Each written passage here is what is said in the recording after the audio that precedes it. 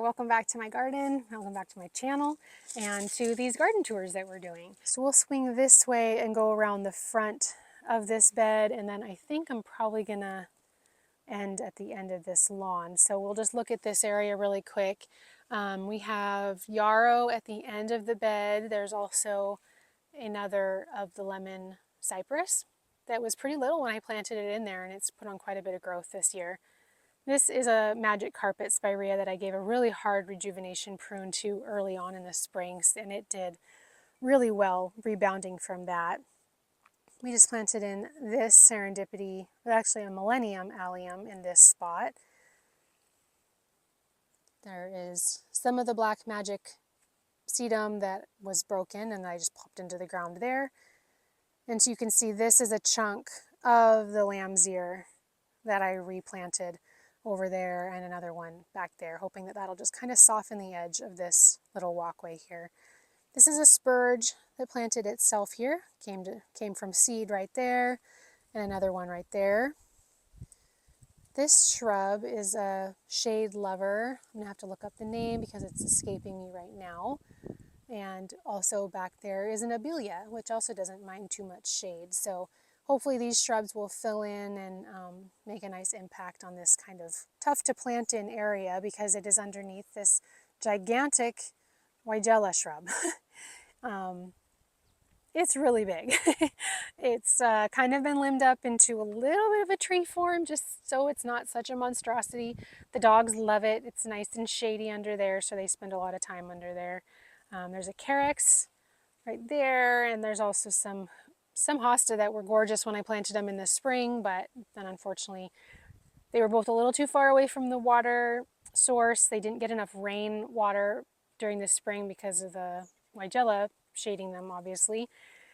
And then probably the dogs laid on them a lot too. So hopefully next spring those will come back well. On the front edge is a Johnson's Blue, and then we have a couple pots with some evergreens. This is a holly, shamrock, I believe. And then here is a golden euonymus. Underneath this bench is, Bella would scoot, a beautiful, beautiful spread of creeping thyme. This was a lovely pinkish purple. You can see how many flowers there were on it. I need to just come in here and just shear this off, but it was 100% covered in the flowers, and I just love how it's kind of billowed out. All it was planted in amongst the cracks of these stepping stones, and it's just done this in one season. So just gorgeous. Here's another little holly. This one actually, this is all new growth. It did really well this year, pushing all that new growth. So really happy with that one. There's some lady's mantle planted in amongst back there. Those were all just little starts that I pulled out from elsewhere in the garden. This is a hellebore, a yarrow that we just planted into that container right there. And that is next to a little lime hydrangea, which is starting to take on, you can see its pinkish hue because our nights are starting to get a lot colder. We've been in the low 50s the last couple weeks at night, so it's starting to take on the pink hue, which I love. I'm really happy with how that shrub has done in this space. In front of it are some more spurge. These are a really dark purple in the spring, and then they just kind of lighten up to this green. There's a pieris right there. It's an evergreen shrub. I really went heavy this spring on planting in evergreen shrubs. And I go in stages because I remember now when I see the evergreen shrub why I don't do that very often, because once they get damaged on their leaves, they really hold on to them. And then you have to just really be reliant on the new growth and hope that comes in nicely.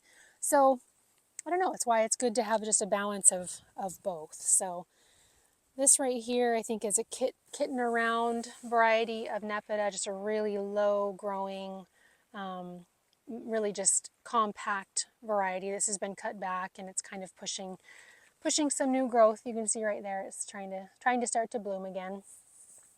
And that is behind just 4 heuchera right here. And a large, large chunk of Michaelmas daisies or asters that are just going to be spectacular here within probably a week or so. I mean, look, it's just covered in buds. This is one that I actually did the Chelsea chop to. I cut it back by about a third mid-July, I think it was, so that it would be more dense and less floppy, I guess. You can see back here, and it also prolongs its bloom time, because see back here, that's a little taller. I did not cut that back, but this front section I did prune back. So yeah, so it's kind of interesting to see what effect that has on it. That's obviously a lot denser than this area over here that I did not do that to, but it'll be covered in these really sweet purpley pink flowers here pretty soon. And it'll be backed by the goldenrod.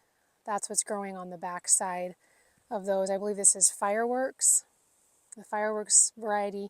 These will all be bright yellow flowers, which, you know, it's a pretty classic combination with purple flowering things. Here's a little spirea daisy that I cut back. This area was full of wild strawberries that I pruned back pretty hard, pulled a lot of them out. They're quite aggressive. They're not terrible to have, but they're just really, really aggressive. So, and tucked back here are some hosta, which kind of get covered, but you know, they fill in the space nicely. So as we swing here, we already looked down there on the bottom side, but we'll just stay up here on the lawn. Here's an echinacea that seeded itself. You can see right in between those stepping stones amongst those dandelion weeds. Same with this rudbeckia that's right here, that also seeded itself. So as did the rose campion right there. So that's always fun to see where things want to grow. We have a few chunks of dianthus that already bloomed beautifully, and they are this white with the kind of purpley red accent in the center. Those were beautiful. Those I can just shear back, and they will just kind of be that icy blue mound in the front of the bed there. There's the fourth one right there, with another crimson pygmy barberry and some of the purpley pincushion flowers. These were gorgeous in the spring. They just keep on blooming, and I do deadhead them a little bit, but because they are always constantly pushing out new flowers, it's hard for me to do that because I don't want to sacrifice those ones. So I kind of just let this one go and do its thing. I did prune back these daisies though. They were a lovely big bursting stand of daisies that just needed to be cut back just recently. And here's a coreopsis, sorry, a caryopteris. Let's get those two mixed up. This one's a little bit of a darker flower, but every bit as beautiful, and I just love it paired right here with this little combination. This is a little lime also, and then the dark magic sedum. I just think that's such a pretty, I hope the camera captures it well enough, with the gold foliage and then the little lime and then the purple foliage. And right next to that is actually an echinacea that seeded itself right here too. And I think I've mentioned before that I'm just amazed at the plants that seed themselves. They seem to just do tons better than the plants that I plant in from their cans that I've purchased at the garden center. So I'm always happy to welcome in plants that want to reseed. So as I swing around in this bed, this kind of continues on the, I don't know, repetition of the bald boxwoods that are right along the front of this area. These are also just the green velvet This one is a transplant. There was one here that the dogs broke. I had this one actually in a container, and so I moved it out here, and so that's why it looks a little bit different than the others, but probably next year you won't even be able to tell the difference. There's some little birch campanulas next to these. This area is funny. It's the dogs like to, there's not a huge amount of grass right here, but they like to roll around right here because it's often shaded by this green Japanese maple. And so these little plants right here, that's why this boxwood was broken. These little campanulas kind of took a beating from the dogs rolling on them, but that's okay. The plants are so resilient. They just needed a minute, and they're filling back in really nicely. Here is an anemone that is about to start blooming, and oh gosh, I just wish I could know to tell you guys which one this is, because it's so beautiful with the purple on the underside, and these are just about to start opening. They're a very pretty pink flower, and this one took a while to get established here. It really wanted more water than I was able to give it, but it just kept persisting, and now it's quite established and is doing really well in this spot. So I'm really excited to see that one start to bloom. So here we're on the other side where we just were. With the little lime, you can see it. This one is also starting to take on its pink hue, which makes it even more beautiful with the dark magic. I just think that's such a pretty combination. Right here in the front, there were some salvia that were done blooming, as well as this nepeta that was blooming right around the base of this green mountain boxwood that I showed you down in the bottom garden. I have those two flanking the opening of that bed, and they kind of then correspond with the cone boxwood that's right here. And I see there's a little tiny lizard. These guys must have all just hatched out because they're just everywhere. Little itty bitty guy. Okay, so continuing on over here, this path, you could probably just see, takes you down to the lower garden. Over on this side, there's a geum right there, quite browned out, because again, I don't water every day, and all these plants probably would like to be watered every day in the summer when they are not getting any rain. That they would probably prefer that, so that's why that little guy is brown. But then, there's ones next to it. Here's this euonymus, this variegated euonymus. It looks great. There's a little bit of browning on the tips, but I'm really happy with that addition of that shrub. That was another evergreen that I planted in early on in the spring. This is a Miss Violet Buddleia by Proven Winners. This is another sterile variety, so don't worry. It's one that we can grow here in Oregon. You can see the bees are loving it. All the pollinators are loving it. I can deadhead this one a little bit, but you don't have to. It just continues to bloom and bloom and bloom. Just snapdragon that just keeps coming back somehow. A little salvia. This is Supertunia Vista Silverberry.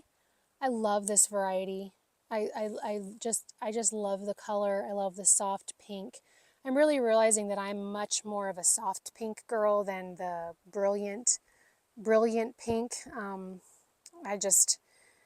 It's very calming to me. So it has some columbine leaves, foliage around it, and above that is a container that has another of the lemon cypress, and it has underplantings of the diamond frost euphorbia. There are some verbena here that are probably wanting more water than they're getting, but that just reminds me of which plants I should plant and which ones maybe I shouldn't if I'm not going to be watering them very often. So it's good for me to know. We have a little coreopsis down there, little pink one. It's very sweet. A grosso lavender. That is always an eye catcher when it's blooming. It's done basically, there's tiny little bits of the flowers on it, but these spent blooms, they just keep the pretty purple, so they look like they're still in bloom, and I just leave them. There's still pollinators on it, so I don't cut that back. I just kind of leave it. Right in front of that are some more of the Mini Vista Whites that are throughout this bed. These ones have only been planted in here for a short while, which is why they're not completely filling in. You can see there's another one of those pink coreopsis. Here's a lantana, luscious pink lemonade, maybe. This took a while to get going here in this garden, but it is blooming now and I just love the foliage. I am so attracted to luscious green foliage in the garden. I mean, you can even see compared to this Supertunia or the Mini Vista here, just the color of the leaves is so different. This is much bluer. And then you see over here, this is very blue. This is snow and summer. So such a variation in green. But these ones they have a tough texture, kind of, they just feel stately. So I'm excited to see what this one does. If this actually might be a perennial for me, I'll be excited to see whether it comes back. This is a bloomering lilac. It's supposed to be reblooming, but it doesn't for me. And I don't know if it's because I don't deadhead it, but it did bloom very pretty in the spring. So that's just fine. That's just what I kind of expect from a lilac. But if it did rebloom, that would be awesome too. Here's some perennials back here. Here's another barberry that, again, took a beating from the dogs, but it's coming back, so that's okay. Maybe it should be moved. It might be one that I should not have there just because, like I said, when we were in the previous garden tour, and when I was on the downward side, I was showing you that these are steps, basically, that I put in because this is a path that the dogs take. So now they typically come in right here, avoid the barberry, and then go to the steps. But if I moved the barberry, they would probably appreciate it. Here's a couple more heuchera, which I really do love this one. I love this color. It seems to do really well for me with the care that I can give it. And it is underneath this Autumn Brilliance serviceberry tree that has put on so much growth this season. I mean, this is all from this season. So that's pretty impressive to me. The birds got all the berries. I didn't get a single one, but that's okay. It blooms beautifully in the spring, and then yeah, it should get gorgeous fall color coming up here pretty soon. In front of that is a boxwood that is browning out quite a bit. That probably needs some attention. And then beside it is a purple daydream loropetalum, which, like I showed you in the previous garden tour along the driveway, loropetalums just take a minute to get established here, if they do at all. I think they like a bit more humidity than we have here in our climate. It's pretty dry here.